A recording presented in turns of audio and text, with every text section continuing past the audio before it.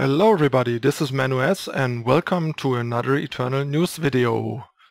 We have some more spoilers for the Dusk Road, so time to dive in, check them out and discuss them a bit.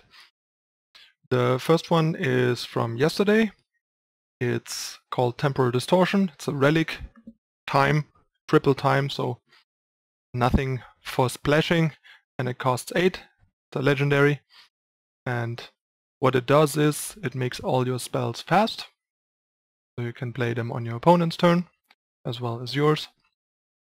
And at the start of the enemy turn you get all the power back that you have already used up. So if you play this on turn 8 and have 8 power, you go to 0 power, pass the turn to the opponent, and on the opponent's turn you have a fresh 8 power again to use on your newly gained fast spells.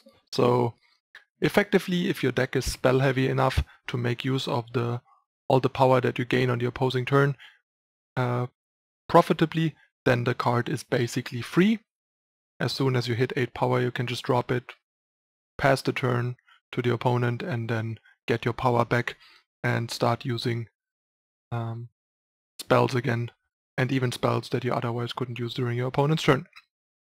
The thing is, you're still investing an entire card without getting anything in return, other than, I mean, you kind of get something in return, you get a lot of power.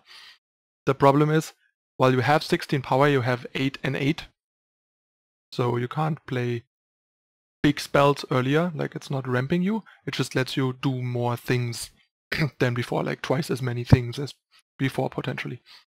But yeah, if you have a deck that can take advantage of this, this might be interesting as a 1 or 2 of, like, for example, in some control deck that also plays cards like Channel the Tempest, I could see being interested in 1 or 2 of these, because having Channel the Tempest be a fast spell and both being able to play, like, for example, units and relics on your turn and spells on the opponent's turn, or just basically Channel the Tempest on your turn, pass the turn and get all the power back to use on the spells that the Channel the Tempest drew into, for example, is really powerful and swings the game much quicker and safer than usually using up an entire turn for Channel the Tempest would, for example.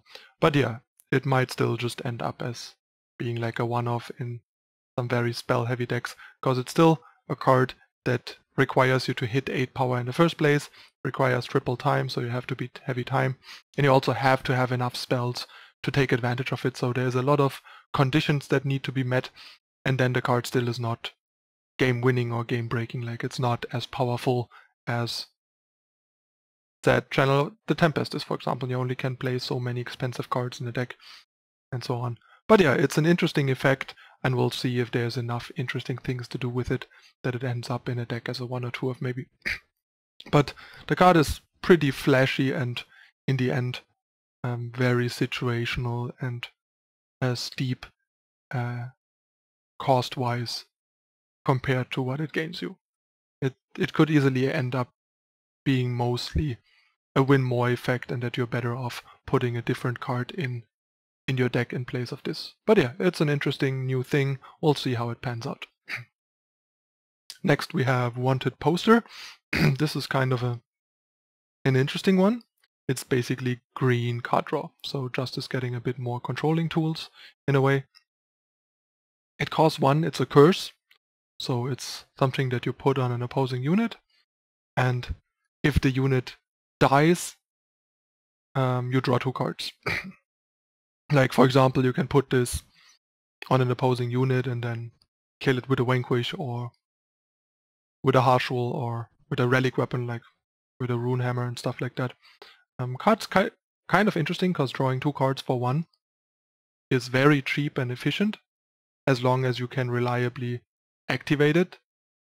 This is actually pretty good. Like, this could be very interesting, say for like a Horror control deck, having like 4 more Wisdom of the Elders type effects that are very cheap, and the deck is quite good at triggering, is really nice. Like, you can put this on like a random unit and then Lightning Storm it away to draw 2 cards, like on turn 3 for example. That is quite appealing. Like, the card actually looks really interesting and quite good for a random common. And yeah, I think the card has quite some promise to it. You just have to be a bit careful to not get blown out by relic removal like Shatterglass Mage, or especially by silences like Desert Marshal and stuff. And you have to be aware that you can only play it on an opposing unit, I think, not on one of your own, to like punish the opponent for killing your unit and stuff. But yeah, the Justice and a lot of colors that you can pair Justice with have good ways of efficiently and cheaply activating this card to give you a very cheap Wisdom of the Elders. I like the card.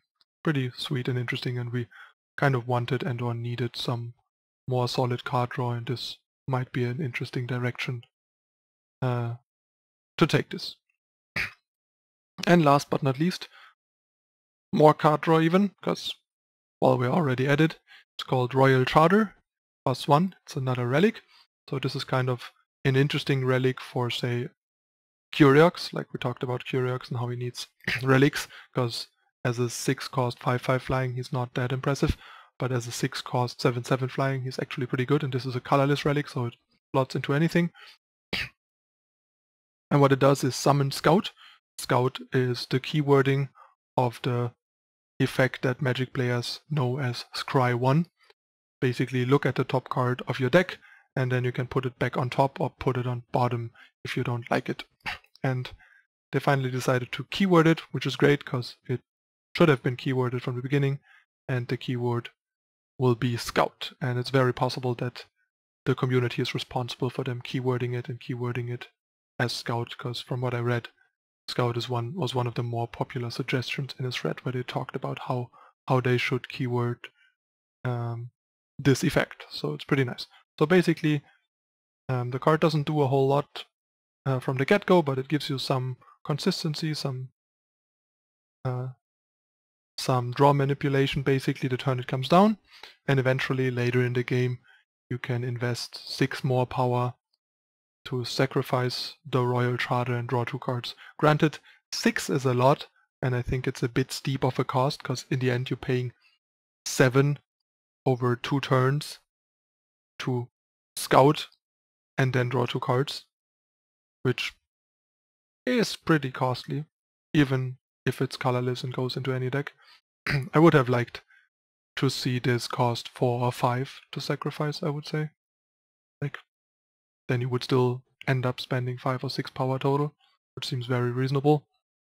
7 is a bit steep. So yeah, I think the card's a bit costly. Might still be okay if there's enough relic synergies in a deck, like with Curiox, and it seems like there might be a fair share of relics in the new set, and some relic synergies, so this looks like it might be one of these generic, cheap, utilitarian enablers for relic synergies if there will be more of a relic theme in the new set, which is possible. We'll have to wait and see. But yeah, a bit clunky, a bit underpowered, but an interesting direction. Would have liked it to cost 1 or 2 less to activate, and then it would still not have been like great or anything. It would have just been solid. Now it's a bit clunky and overly expensive. Like, it's what costs 1 less than a Channel the Tempest, for example. And yeah, compare those two.